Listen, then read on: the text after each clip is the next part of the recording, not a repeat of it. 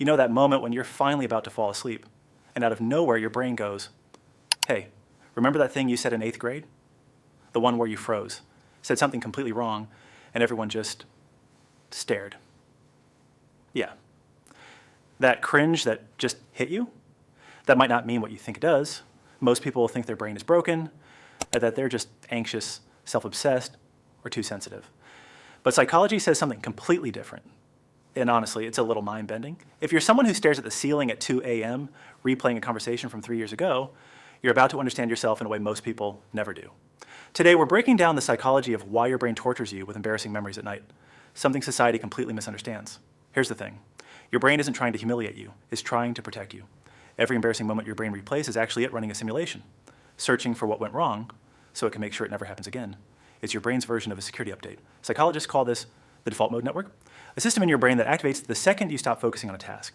In simple terms, it means the moment you go quiet, no phone, no distraction, your brain immediately starts doing emotional housekeeping. And embarrassing memories, those are the highest priority files it keeps reopening. And yes, before you ask, this does mean that doom scrolling before bed is literally you running from your own brain. Congratulations, we're all doing that. Moving on. But that's only part of the story. There's another reason this happens, and this one is urgent.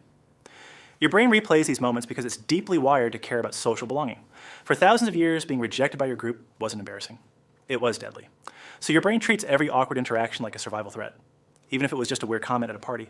Studies show that people who frequently replay social memories tend to have significantly higher emotional intelligence than average. Wait, what? That's right. The people who cringe the hardest are often the ones who read social situations most accurately. The replay isn't weakness. It's a highly attuned social brain doing its job over time. Society tells us to just move on and stop overthinking. But in reality, your brain physically cannot ignore social pain. It registers in the same neural region as physical pain. Being told to get over it is the emotional equivalent of being told to stop noticing a broken arm. But here's where it gets darker and a little scary, because not all nighttime replay loops are created equal.